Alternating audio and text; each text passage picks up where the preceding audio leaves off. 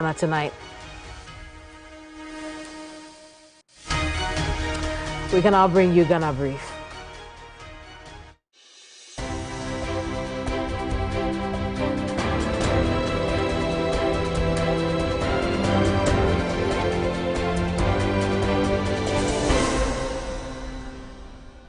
The Member of Parliament for Old Tafo, Vincent Sifwa, has filed an injunction against the suspension of Gertrude Saki Tokonu as Chief Justice. The Chief Justice was suspended after the committee looking into petitions calling for her removal found merit in the allegations, prompting further investigations into the matter. The suit is, among other things, an order to restrain further action by the committee in the ongoing process for the removal of the Chief Justice until the matter is determined by the Apex Court.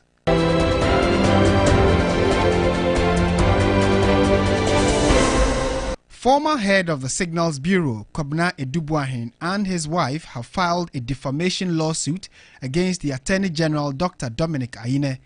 This follows comments by the Attorney General during a press conference on 24 March 2025. Dr. Ayine at the press conference accused the couple of various criminal acts. The couple alleged that these accusations were false, damaging, and made without justification.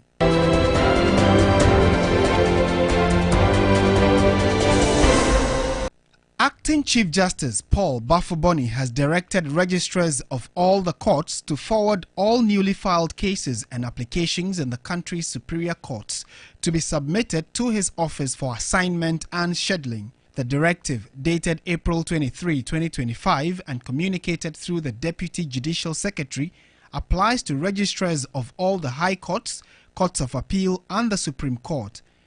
The directive also covers the fixing of dates for hearing, effectively centralizing the scheduling process under the supervision of the Chief Justice.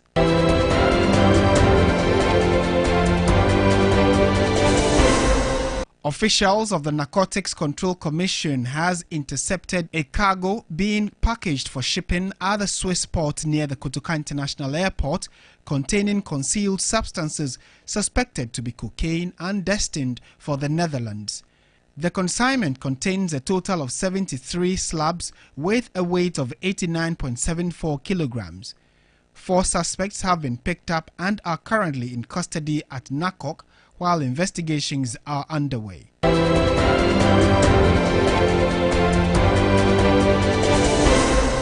President John Dramani Mahama has issued a strong call to action to his ministers and senior government officials, urging them to lead with vision, integrity and purpose. Speaking at the Executive Leadership Retreat in Adan, the President laid out a compelling vision for leadership grounded in accountability, innovation and people-first governance. You were not appointed to occupy space. You were appointed to solve problems. Let me remind you of the social contract we have entered into. The Ghanaian people expect us to deliver, and we must not with excuses, but with results. I've said before and I repeat now, this is the legacy term of my presidency. I intend to make it count. I intend for it to matter, and I expect that every member of this administration will do the same.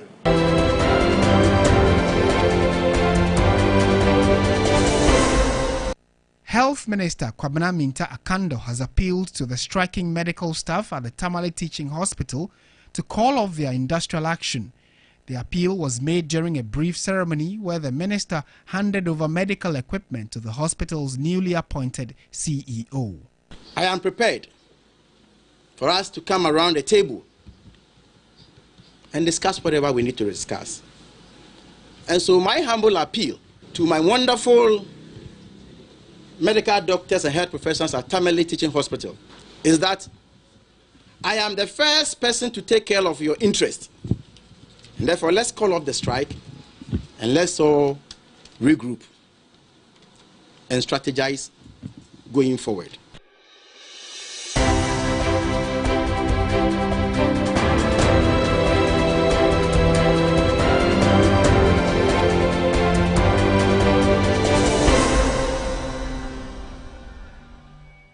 Well, Ghana Brief there for you. If you just joined us, you're right in time for our very first conversation here on Ghana Tonight. Coming up next, a fresh attempt to reverse the president's suspension of the Chief Justice as Old Tafo MP invokes the Supreme Court on the removal processes already in play.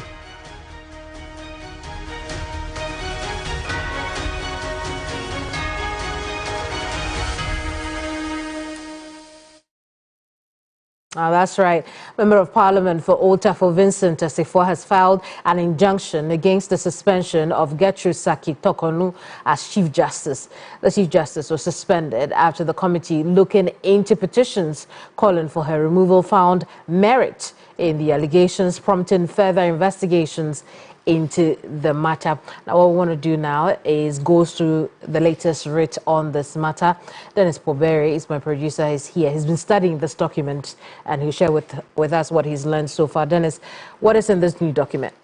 Well, so this is what the applicant himself refers to as an attempt to suspend the suspension of the Chief Justice. We do know that the Chief Justice currently is under suspension following that determination that was made by the Council of State together with the President, based on those 3 petitions that were put before, sent to the President, seeking the removal of the Chief Justice. Now, while at that, there were attempts to even stop that process altogether. Right. We do know that Vincent had filed, he has issued a writ of sermon at the Supreme Court, seeking an order that the Supreme Court declares as unconstitutional the entire process. His argument basically is that the President ought to have given the Chief Justice that opportunity to see the petitions, make her input even before the consultation process begins. And that failure of which is an anomaly that he wants an order from the Supreme Court to declare same as unconstitutional. But the new development to this is, when you look at what was contained in the injunction application he made subsequent to that writ of summons, it was to the effect that that consultation process itself be stopped. Now, it does appear that where we find ourselves now, the events have overtaken that particular application, which is yet to be heard. You do recall that the court had to adjourn twice for various reasons. Right. The next hearing date will be on the 6th of May. But we find ourselves in a situation whereby that consultation process has far gone. So now, the new reliefs in this particular application, which he makes, which coincidentally, the return date is also on the 6th of May, is to the effect that he wants an order restraining any steps or actions from being taken as part of the process for the removal of the Chief Justice under Article 146 of the 1992 Constitution, or in any manner whatsoever until the final determination of the instant action. The final determination of the instant action is the question of whether or not the Chief Justice should be given the opportunity before the Council of States, consultation with the President, or after, or in between. And this relief that he is seeking, or declaration, you call it, that they are seeking from the Supreme Court is very much in tandem with the minority's position on the matter, that the President shouldn't have taken that decision while there was a legal matter in court, correct? Precisely so. So for them, the processes should be stayed, and then this matter be determined before any further actions. Now, this is specific to what has just happened few days ago in respect of the suspension of the Chief Justice. He's seeking an order suspending the operation of the warrant for suspension of the Chief Justice, purportedly issued by the President under Article 14610 of the 1992 Constitution, until the hearing and final determination of the matter. So that's to say that the Chief Justice be reinstated pending the final determination of the particular this particular matter. Now, what is worthy of note in this suit is to the effect that now they've adduced new evidence to support this application. Right.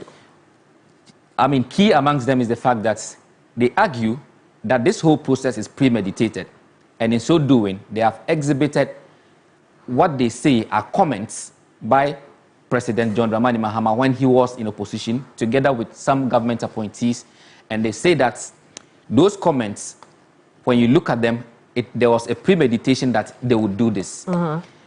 In particular, they've exhibited another media interviews by some key government officials, including one from Mustapha Bandi, who is the deputy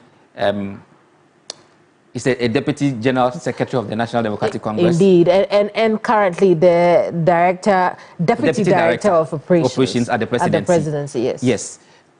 According to this particular process, they say he had indicated clearly that they were going to remove the Chief Justice. So that has also been attached as an exhibit. They also make reference to let me also Dr. add, sorry, my apologies. Let me also add that interview that is being quoted in this writ from a member of the minority side, aka the NPP, is an interview that was conducted here at TV3. Precisely.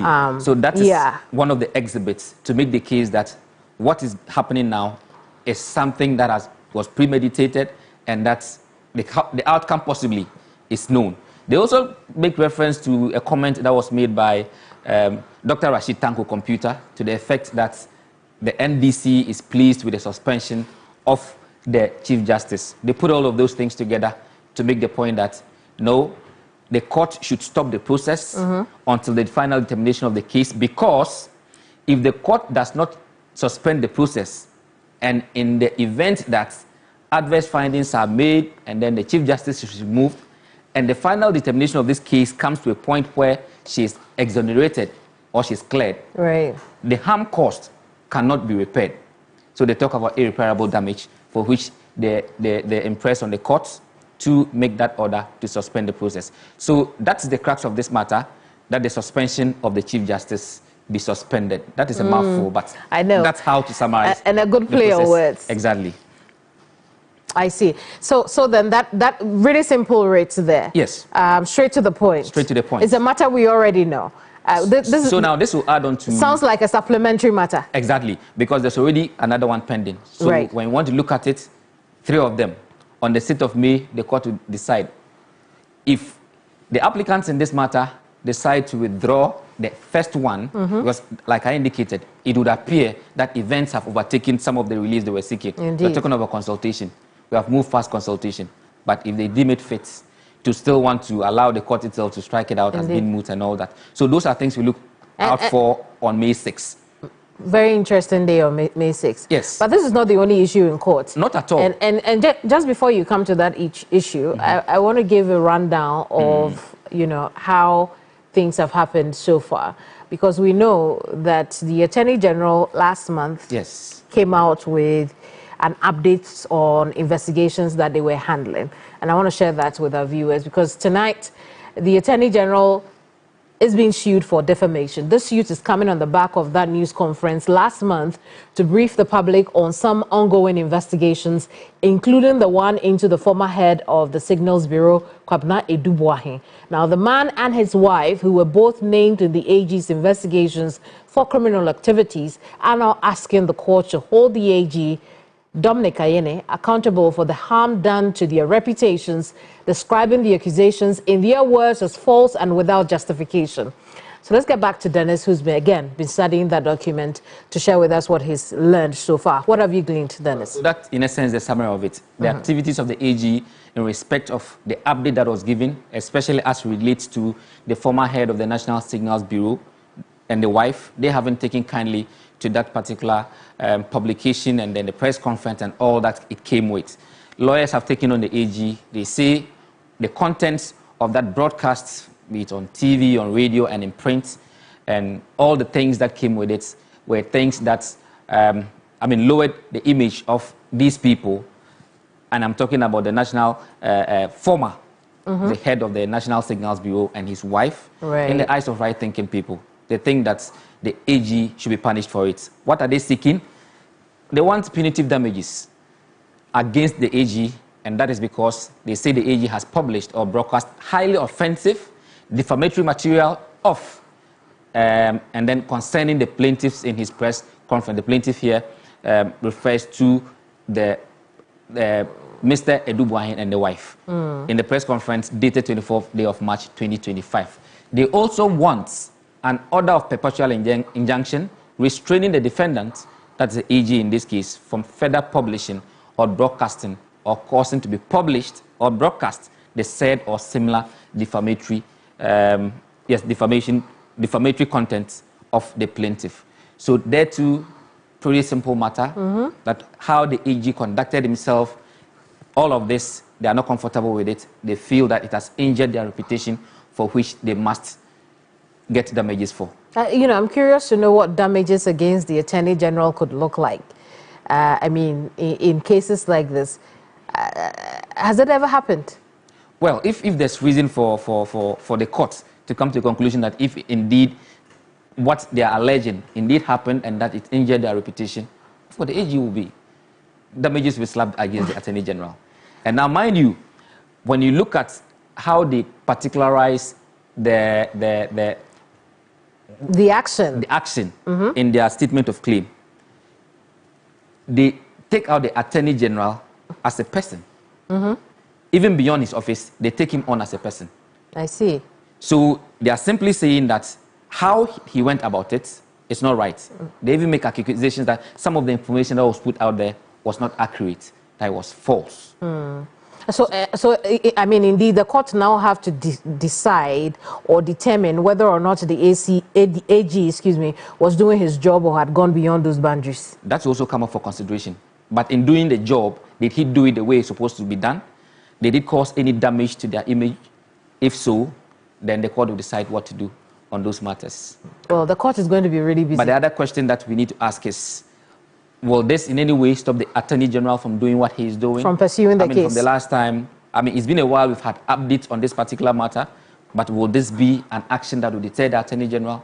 Would it be the fact that, once this action has been put before the court, the Attorney General will cease and not make any further publications? The coming days are going to be very interesting. Another curious question for me is why the AG presents this amount of information to the public and they haven't gone to court yet. It's one of the questions they're asking, and they believe that is because the Attorney General, in their view, is only out to malign or to tarnish their image. They raise questions as to why the Attorney General will come with such information and up till date, they have not been charged. So those are some of the things that they put before the court in respect of this particular action, Keminni. Oh, I smell a lot of work, a lot of news stories coming out soon. You never know what could happen. But Dennis, always a pleasure having you here. Dennis Poberi is my producer. He's been going through some court documents. But coming up next, Narcotics Control Commission seizes substances suspected to be cocaine. Tonight, we have the full story on how all of this happened.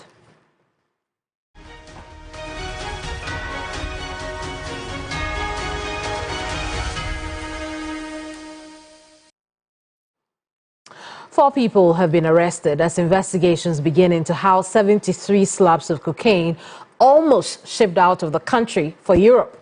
Tonight, we're learning more about the incident that took place at the Swiss port near the Kotoka International Airport, where officials of the Narcotics Control Commission intercepted the cargo containing the concealed substances headed for the Netherlands.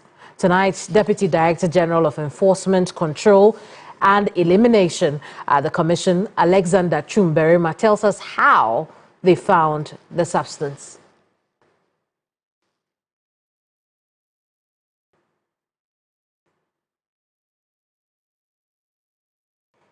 Well, I'm going to bring you the how a little later, but let's unpack the events of today. I'm going to bring in now Richard Kumado, a former national security operative, now analyzes national security issues. Richard, good evening to you, and thank you so much for staying up for Ghana tonight. But talk to us about this latest incident. What readings are you making into it? Yeah, my checks confirm that these are collaborative nature of all agencies involved. And these are some of the cases people have tracked. There has been surveillance, there have been intelligence gathering, there have been monitoring for a year and a half, and for some of them for the past 6 months, and for some of them for the past 2 months. January, February, they have been at the hell of some of these guys involved in some of these criminal activities we are talking about. Why the need for surveillance and for arrest and for sophistication nature of these jobs, and the results they have achieved so far is that Ghana has not just become a transit point, but we have also become a destination and an origin for many of these criminal activities we are talking about. And once you are talking about narcotics, then you are also talking about money laundering, you are talking about trafficking, of human beings and other goods and services across the boundaries beyond your country. Then you are also talking about the danger of they setting up an underground economies to compete with the statutory nature of doing business. To the extent that we live in the West Africa zone where there are issues about movement of guns in large quantities, and there's always a threat on the state in terms of military takeover and coup d'etat and all that. Nations within the West Africa zone in particular have found a way of resourcing their security agencies in a way, and in the case of Ghana, it's paying off. And we want to say kudos to them. But Keminni, guess what? Arrest is one, investigation is two. What deters many of these criminals who engage in some of these cross-border criminalities and well-organized crimes is prosecutions or confiscation of the proceeds out of these criminal activities. And I think that is what we need to strike, and that is what we will urge the security agencies that, yeah, they've done a good job in arresting and intercepting these huge quantities for us, but then again, let's prosecute and let's confiscate the proceeds from crime, and that way it will serve as a huge deterrent, not just in Ghana, but within the West Africa region as a whole. And indeed, commendations for NACOC on this interception of the cargo. But when you analyze the situation and a few others that we have known in the past, and even allegations of same that have come up since this administration came into office, do you get the sense that perhaps this is a norm at our country's borders, particularly our air borders, or it's only now happening? What exactly is going on? There has always been a trend, and some of them we can't share on air, but let me try to paint the picture. When President Muhammad took over, there has been an enhanced form of searches at Kotoka International Airport and at some other points of entry into our country. And even before this week's interception at Kotoka, there has been some level of arrest, and there has been some level of search and seizures, and there has been some level of confiscations. But these are intelligence and these are investigation cases, and they will not tell the general public.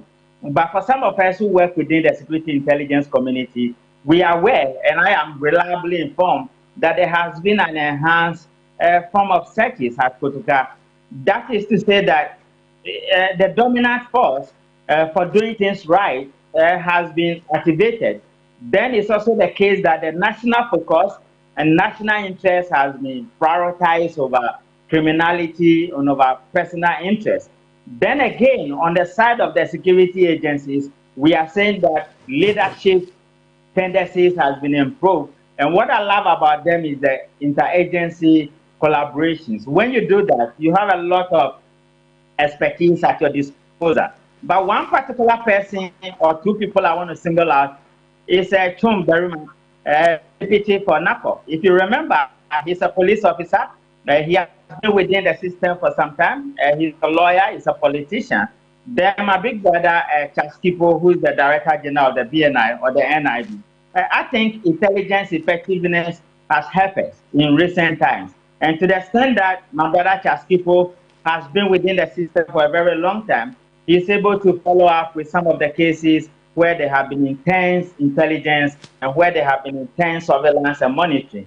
And to that extent, let's use these two people to say kudos to the security agencies. But Keminni, I can tell you, from the little I know, there has been some intense surveillance, intense monitoring, and intense some sort of collaborative efforts at our point of entry, particularly when Richard, it comes to Richard, I'm going to come back to you. Let's take a listen. Let's take a listen to the man you have praised heavily in the last few seconds, Chumberima, on Alexander Chumberima, on this matter. He's the Director of Enforcement Control and Elimination at NACOC. Let's take a listen to him now as he tells us how they intercepted the substances. It was last night that it wasn't Tema, it's Accra. And we had let me say a report, at the headquarters. So I was just about to leave the office and the call came in. So immediately I went there, and our men there had arrested some persons who were about to, should I say, ship or send across these items to Europe. So we got them arrested. Our K9 team went there to do their work, and we got them arrested. And then it was about 73 parcels of suspected cocaine. So we had to be there for everything to be counted and assessed. And then after that, we packed it back to the headquarters and then brought them to detain them. So investigation is currently ongoing here. Well, it's a routine thing. You see, everything that goes out of this country from any point, we inspect. Our men are at the various, how do I say it, let's say border posts that, things could enter or exit from here, to be checking anything that is coming and going out as well. So as far as the routine check, every day, every time, morning, afternoon, evening, we check all these things to ensure that everything that is going out or coming in are well scrutinized. So where we have our suspicions on something, we dig further. And that is what happened with this one. It wasn't any prior intel or something, but it's something that we were normally checking or we're doing our routine exercise or work, and then we found it. I see. Alexander Chumberima there, he's Deputy Director General at NACOC. Richard Kumado is a security analyst, is still with us here on this subject matter. Richard, you heard Alexander there trying to, or not trying to, but as he explained how the entire exercise took place. And he says, look, it's a norm. We search people's bags. But you, in your explanation, talk to us about intensity. How does his response sit with yours?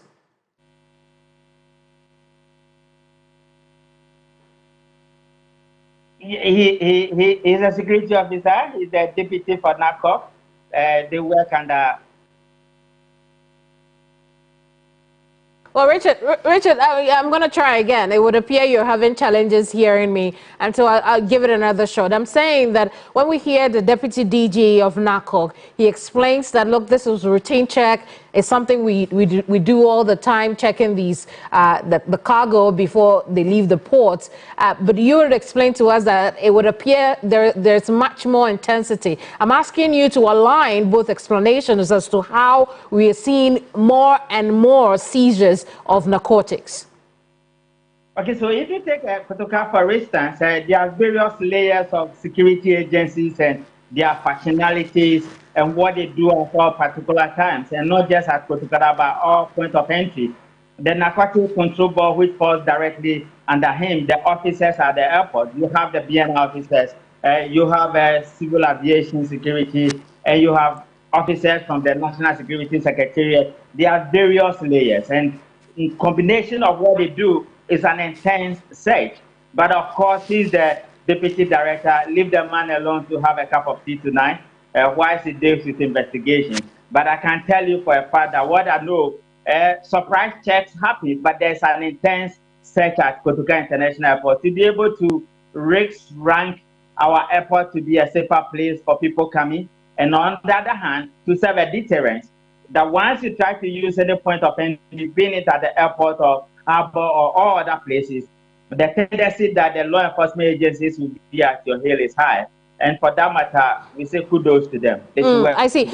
So I mean, based on your integrity of this country. Fantastic. Based on your knowledge, Richard, why do you think that this intensity did not exist before?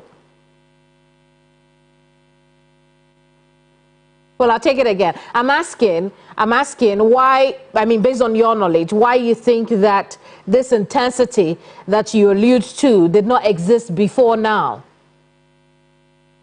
Okay, so security management in general is a continuous process. That is one. And number two, within specific periods in time, what happened is the dominant force. What has been the dominant force in the, let's say, a year ago, or 6 months ago, or 3 months ago, would determine the direction of security agencies and the actions they take within specific periods. But when it comes to cross-border crimes and organized crimes such as the drugs and the smuggle of arms and money laundering, and many of these ones, I indicated to you that this must be as a result of jobs they have done for a year for 6 months, for 3 months, for 3 weeks. It's a continuous process. And when you take somebody like the Director General for BNI, who has been in the system for so long, he's aware where the intensity is coming from and what needed to be done. So some of these arrests and interceptions they are doing might be as a result of a job they have done for a year, 6 months, or 3 months, or 3 weeks, or a week. But the truth of the matter is that the dominant force says that, come on, enhance intensity of what you do, make the resources available, and national focus has come to the fore, and national interest at stake. And considering the fact that intelligence gathering effectiveness is what they need, when you put all together with a combination of the interagency work they do at the point of entry, I am very sure that that is what is giving them some of these results. Some of these officers are not new people today. So together, we clap for them and we say they should continue in that regard. I couldn't agree more. But as we are hearing these kinds of cases, we'd expect that they begin to take certain precautions. What will those precautions be? Keminni, one, it has always been the norm that we arrest most of these cocaine in particular, and for a long time they get destroyed. My fear is that if you look within the West Africa zone, issues about arms smuggling and galamsey, which is involved in a lot of arms sales and arms movement, and interconflicts all over the place. Investigation should be quick. Prosecution, which is a key deterrent, should be as an agenda, and we need to be part of it. Then the last one is confiscation of the proceeds from some of these predicate crimes. Until we are able to prosecute properly, and until we are able to seize some of the proceeds from this, then the deterrence becomes soft. And remember, these are cross-border crimes and well-organized crimes. And we need to bring in almost everybody. And one of the things I also want to say that the security agencies have the tendency of saying that if the dominant force in Switzerland, which is the destination for this particular cargo, is high, then they will allow it to go and give a tip-off to the Swiss that this cargo is coming and do the arrest for us. To the extent that the arrest was done here and the speed at which it is done, my belief is that the campaigns behind this might be somehow close to our borders or in close proximity. And the tendency of getting them arrested, not just the frontliners, is high. And we'll be waiting to hear they have been arrested and they have been put before our courts. And prosecution is number one on the agenda, and confiscation is the number two thing. Until we are able to do this collaboratively with our neighboring countries, then these guys have the resources to move some of these cargoes around. And that may serve as a deterrent to our national security sovereignty. Richard, you make a good point there, but we'll leave it here for now. Thank you so much for talking to us. Richard Kumado is a security analyst and a former national security operative. You're live here on Ghana Tonight. I'm Keminni Amanor. Coming up now. Military officer fire at unarmed funeral goers, killing one instantly. The reason for this unfortunate killing will surprise you.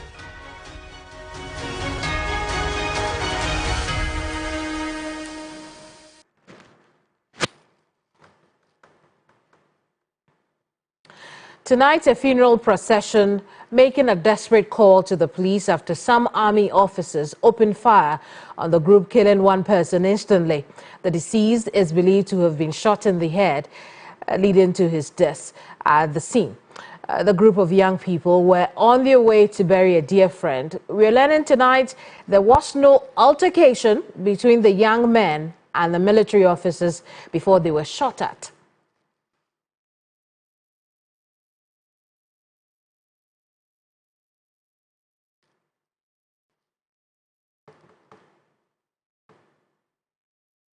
Asked him to remove the uniform. Reports. Evans Inkum has been following the story. He's our Northern Bureau Chief. Evans, good evening to you.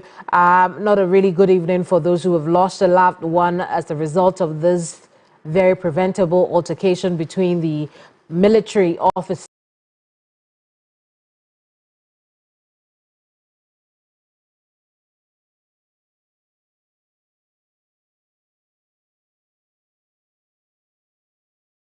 and the youth of this area. But talk to us what you have learned based on the intercepted document from the police. Well, of course, I mean, saying that, giving the public assurance that they're going to continue with the investigation and it's going to be unbiased one. Of course, the statement also goes on to say that they are in talks with the Central Command to release the suspects. We're talking about the army officers who allegedly shot into the procession or the funeral procession, leading to the death of one and injury to about 5 persons, according to the regional police commander, DCOP Manor is in talks with the Central Command for the army officers to be released to the police so that they can investigate the matter thoroughly. But Keminni, I can also tell you that there is an easy car at Injunction not too long ago. I spoke to one of the residents there, and he tells me that the youth are very angry. They believe that that particular shooting was unprovoked. That is what they are saying, even though we've seen videos coming through not too long ago, even before coming on there. I saw one video also showing some level of confrontation, but it is subject, I mean, for investigation, so we'll leave that to the police. But I can tell you that there is an easy calm as far as Nehini Kwanta is concerned. Indeed, Evans, let's go back into time at the time of the event, right? Because the initial, story that we had heard from the incident scene was that there was no altercation between the youth group and the military. Are you saying that based on the new evidence that the police has gathered, this could not be the case? Well, so I have seen another video which is showing some of the youth pelting the military with stones. I am unable to tell what triggered that provocation, but I mean, it is easy to conclude that maybe tension heightened because intermittently you could also hear some gunshots. So, well, I don't know whether it was a result of the gunshot that the military men were pelted with stones. And you could hear one of the guys also saying that they are running away, the military men are running away. I mean, and then you hear another gunshot, and then there is another scream that one person has been gunned down. And I heard the name of Kushibi, who is a 37-year-old Akwesi Lala. I mean, that's the name that the police captured in the police report. I mean, on the ground with blood oozing from his head region. I mean, lying dead. So that is what I have seen not too long ago before talking to you. But like I said, it's subject police investigation. Indeed, which is why the investigations are ongoing at this time. But Evans, you report also that 3 others, excuse me, were injured in the process. What exactly triggered the incident?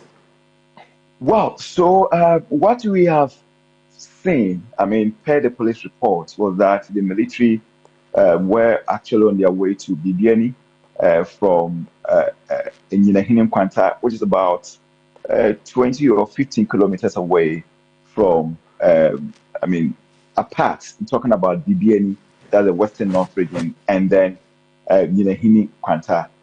I understand that is the last but one town before you enter the Western North region. And these guys were in a funeral procession. Apparently, they were on their way to the cemetery to bury one of their friends who has died. And one of them, we understand, Akwesi Lala, aka Kushibi, was wearing a military uniform. So when they got there, the military stopped their vehicle, confronted him, and he was asked to remove the uniform. According to the police report, in the course of removing the uniform, there was some level of misunderstanding. And it was at this point that the military appears to have sensed some level of danger because the guys were coming in, then they started shooting indiscriminately. I mean, I am unable to say at this juncture whether that particular bullet that hit Akwesi Lala was aimed at him or a stray bullet hit him. Again, we will leave that to the police for them to investigate. But there were some gunshots, and like the police report also indicated, about 18 empty shells were picked after the military had left the scene. Evans, many thanks for the report, and thank you so much for talking to us. Evans Inkum is our Northern Bureau Chief. Now, still to come here, patients left unattended to. A health minister beating a retreat, and a striking health worker group at the Keminni Teaching Hospital. Tonight, we ask, what's the way forward?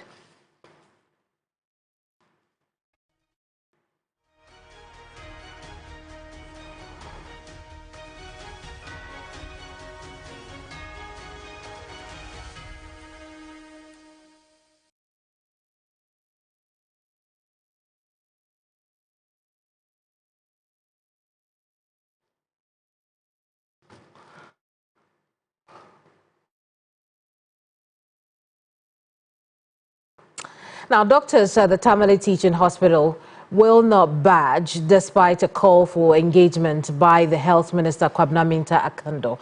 The health workers have suspended emergency and other critical services after an altercation between the minister and the staff of the hospital, following which the CEO was fired from his job. The minister was on a working visit to the hospital when emotions ran high during an interaction with the head of emergency department. This is what happened. I think immediately we identified that the patient needed to have been intubated. The ICU call was made. And they said they didn't have anything? Yes, so there were no available beds. Within 10 minutes, because usually when it's called red, we are immediately brought to the red zone. There's no situation where you have to delay. You are pushed straight to red. So as soon as you are tried red, you are brought in red. The 4 vents were in use. So there was no extra vents anywhere to put the patient on. So that was the issue that kind of caused the delay. But all the resuscitation was done here. We called the ICU and they said they didn't have any vents available for the intubation. And at that point, there's really little that you'll be able to do without the intubation.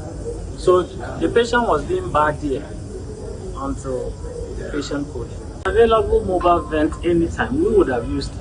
We intubate patients here all the time. Occasionally, that's happening. So that's what you should highlight. Occasionally, that's happening. I think the way forward is for us to have the vents available at the emergency. And then this wouldn't have been to the ICU. The way you are behaving, for even now the minister. I'm trying to explain. I'm trying to be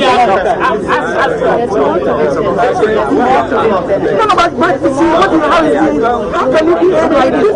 So it means that you really waste here. It means that you do. So that's how it started and how it ended. Since then, the minister beats a hasty retreat. He's been asking the workers to come to the table, negotiate, talk, have discussions and engagements on the incident that took place, and more importantly, return to work. We'll tell you a little later whether or not these workers have returned to work. But first, we'll take a listen to the health minister. My understanding is that's not ready. So let's talk to Christopher Mwakom, who is our Northern and Savannah region correspondent. Christopher, has anything changed since the minister appealed to the health workers at the Keminni Teaching Hospital? Yes, so Keminni, nothing has changed because the doctors are saying that they are not budging to the call for the from the minister that they should, as it were, suspend their strike that they embarked on. And so as we speak, the suspension or withdrawal of emergency and other critical services by the Medical Doctors Association of the Keminni Teaching Hospital still holds and is still in full force. The issue is that the patients who are referred from other facilities or who are taken to the Tamale Teaching Hospital to seek medical attention are those bearing the brunt as we speak now, because earlier in the day, most of them were turned away to go to other facilities to access healthcare services. Christopher, I'm afraid we'll have to end our conversation here. This is all we have time for. Excuse me. You're still here on Ghana Tonight. We've got more coming your way. Don't go away.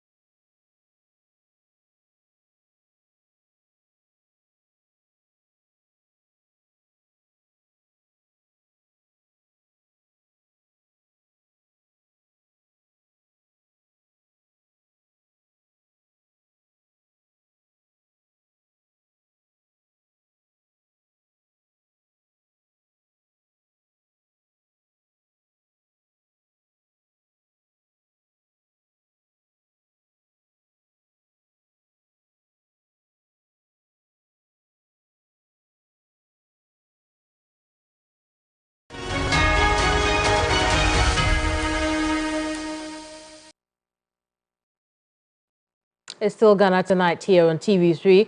We'll now cross over to the grand finale of TV3's Top Intern program, currently underway. The grand finale of TV3's Top Intern program is currently underway, and the show that aims to shape the next generation of business leaders and professionals for an impactful career. I'll take you there now.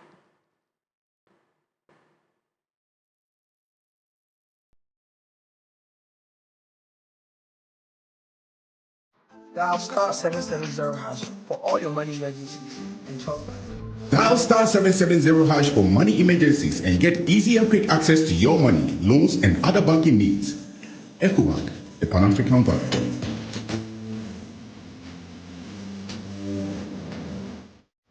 All right, thank you very much. Welcome back. Let's put our hands together for DJ Abiam.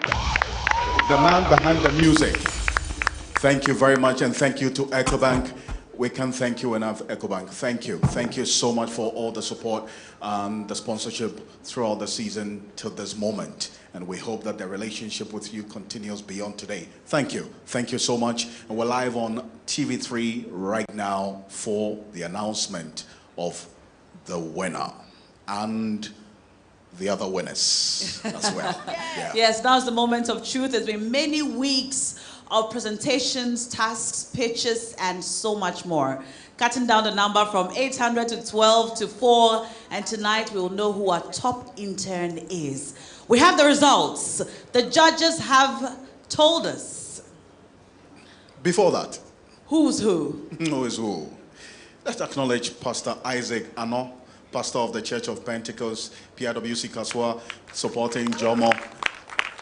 Pastor, thank you very much. Thank you for being here, Pastor. Also, Pastor Samuel Edujemfi, Bono East region, all the way from the Bono East region, came to support Jomo. Wow. Pastor, thank you. Thank you. Thank you for your here. prayers and your presence. Thank you very much. And so to Professor Cecilia Adey, Rector, Unimark Institute of Languages. Prof, thank you. Thank you so much for making the time to be here. Pastor Maxwell Amo, and the entire PLI team. There you are. Hello. Let's put our hands together for them. Thank you. Reverend Godwin Doku, pastor for Global Evangelical Church, Pokwase, as well here. Thank you very much. Thank you. And Dr. Educhum Owusu of the Konfanoche Teaching Hospital. Doc, thank you very much for coming. Let's put our hands together for Doc. There you are. It's certainly not you. CEO of Aveti Limited, Arnold Aveti. Arnold, thank you for coming. Here we go. And now, the moment of truth. Who will our top intern 2025 be? Will it be Deladem? Will it be Yesuto? Will it be Namoko? Will it be Sandra? First of all, we'd like to say thank you to all the 4 ladies for the hard work that you've put in from the start of the competition till tonight. Let's invite all 4 ladies to come up on stage so we can appreciate them together one last time. Let's put our hands together for them. Please come up on stage. Let's put our hands together for them as they come. Belinda, Namoko, and Sandra. And do we have our other contestants here with us? All our contestants from Top Intern. There you are. Please, let's appreciate our contestants from Top Intern. The 12 who started the journey. The 12 who started the journey. And yeah, there you are. Yeah, there were actually men in there, you know. Yes. Yeah, but there you have it. Ladies, well done, and congratulations for coming this far. Thank you. Are you ready? Yes. Taking a deep breath. Deep breath. All right. Alfred? For the 3rd position. 3rd runner-up? Yes. She goes away with 2,000 cedis cash, an investment account from EcoBank, internship with a reputable company. That's the prize for the 3rd runner-up. And who is the 3rd runner-up? Ladies and gentlemen, the 3rd runner-up, Top Intern 2025 is... A round of applause for Deladem. Let's put our hands together for Deladem. And we'll kindly ask Nana Esofwa Chamaklo to help us with the presentation. Madam, let's put our hands together. Thank you. And a brief remark and the presentation. Let's put our hands together. Put your hands together.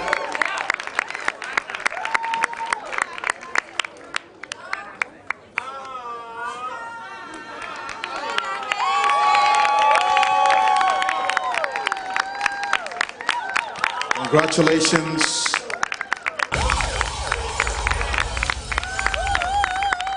Belinda Deladem Mensa. Congratulations, Daladem. Well done for coming this far. We are all so proud of you. Well done.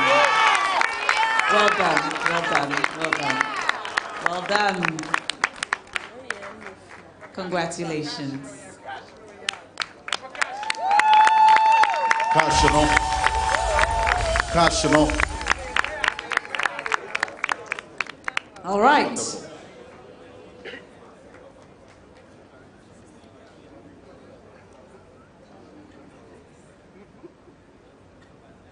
All right, we'll take a brief remark from our judge. Yes, Nana? I think this evening has been awesome. And all the ladies, as far as I'm concerned, are winners. Yes. I've seen them take good feedback. And feedback is really good because it shapes us. And with all the feedback that they've been taking for several weeks, I've seen them shape up. I've seen them grow. And the reflection of all of that is what we saw here. Everybody has been fast, creative. You've thought on your feet. And you have actually been able to improvise, even where I saw gaps. And that's very exciting. So I'm proud of all of you. But congratulations. Thank you so much. Thank you. Yes, ma'am. Thank you very much.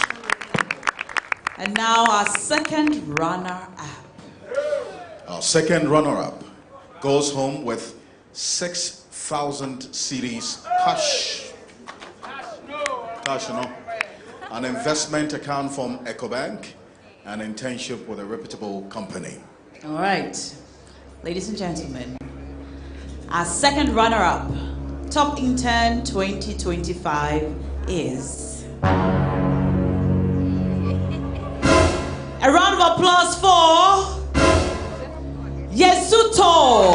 Yesuto. And we'll kindly have Dr. Ellen Hagen do the presentation for us. Thank you very much. Yesuto. Let's put our hands together. Thank you, Doc. Thank you.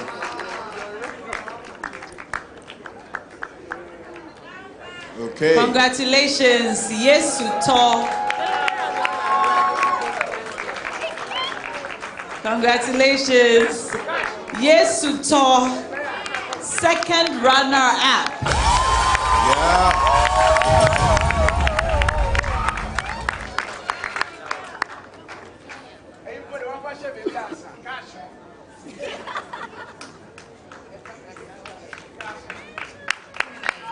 Wonderful. And the cash. The cash. Very important. Yeah. Kudi Lajan. Special thanks to EcoBank for the investment accounts that our ladies will get as part of their winning. Investment accounts from EcoBank. Yeah. And You this should know your money emergency number. Absolutely. Star 770 hash. That's your money emergency number. Yep. Thank you, EcoBank. Congratulations. Yesuto. Congratulations. Yeah. All right. Wonderful. And then there were two. There were two. All right, ladies, please come to the middle. A brief comment. Yes, please.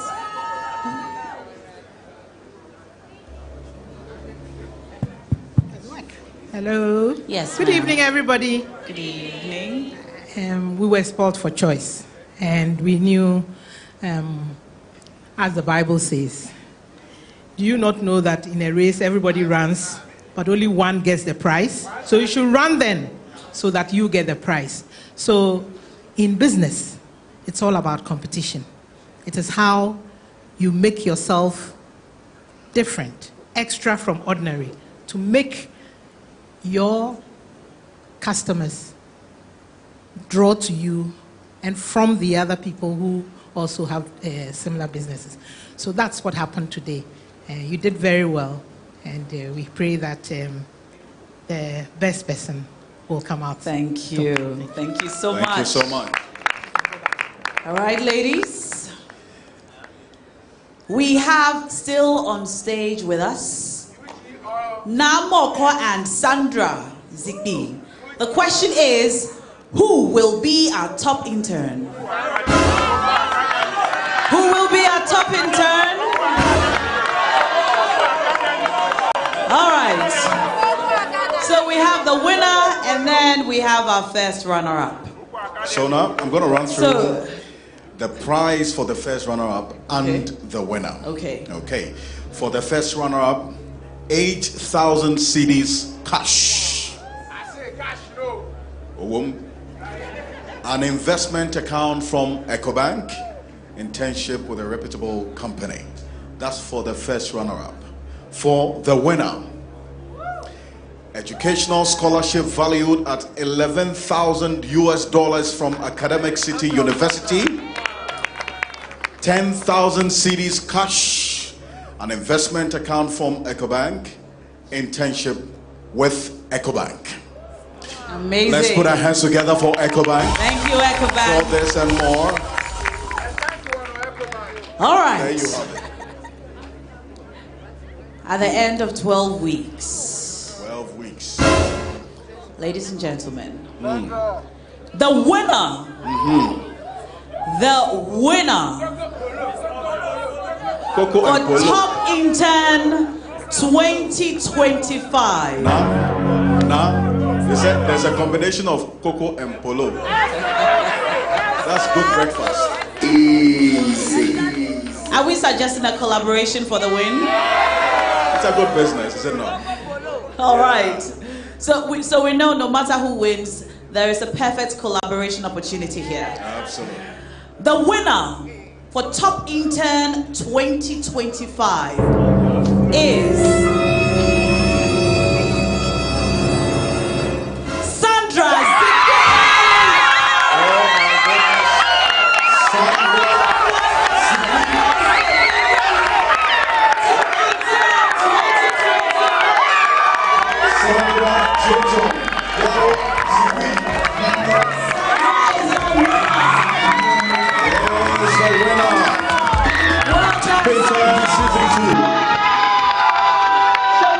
So we present the first runner-up,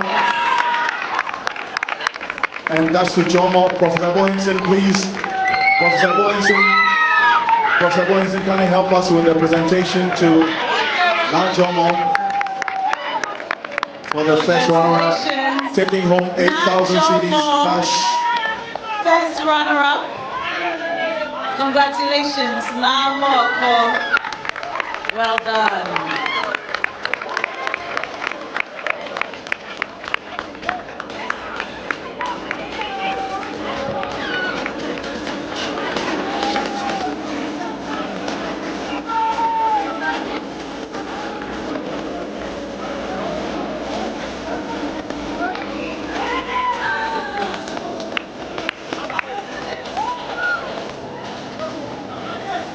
I'll be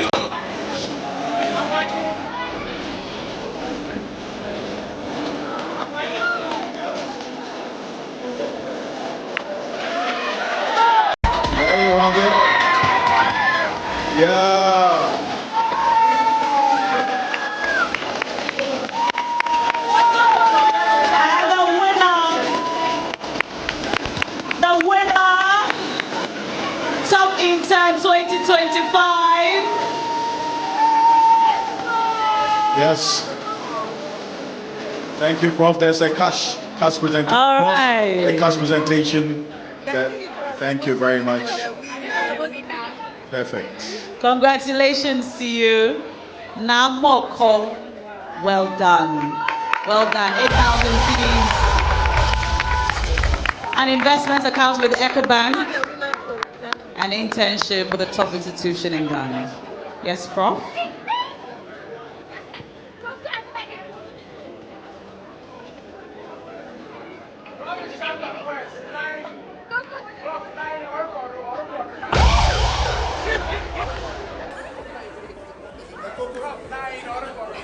The cocoa and the polo combination is very, very profound.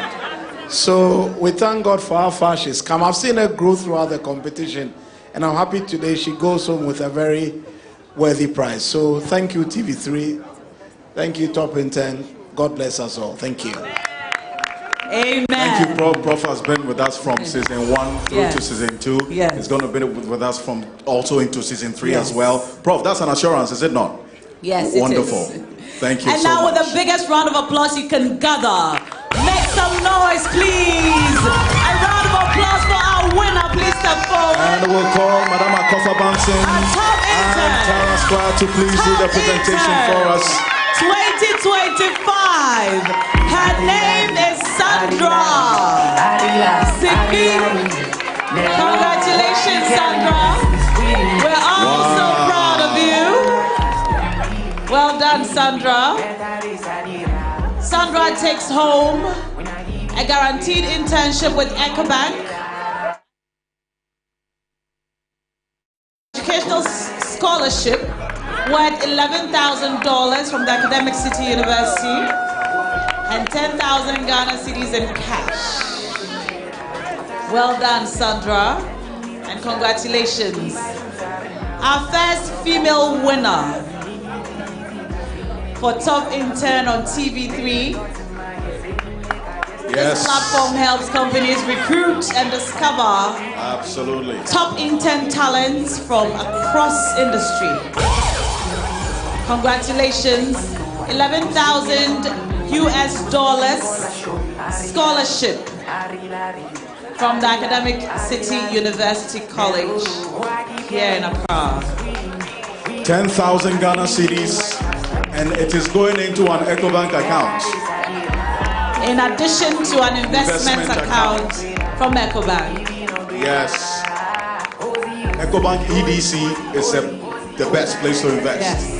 EDC has lots of packages and products that you can take advantage of to grow your money. Congratulations, Sandra. Well done. All right, there we have it, 11,000 US dollars. cedis. Hey, dollars, I beg your pardon, please. $11,000. US dollars. Dollars. To study a graduate program at the Academic City University. Congratulations. For those of you who are doing the calculation, no? 11 times 16. No, now it's 15 points. Oh, it's 15 points. Right. Oh, the interbank rate is how much? EcoBank. 15.65 or something. Yeah, but you know. All right, let's hear from Tara. Thank you very much. We at EcoBank are very proud to be part of this. I sat back there with the rest of the wonderful faculty and I listened to the contestants. And I'd like to say I'm proud of everyone who walked up to this stage to present. I want us to give them a round of applause.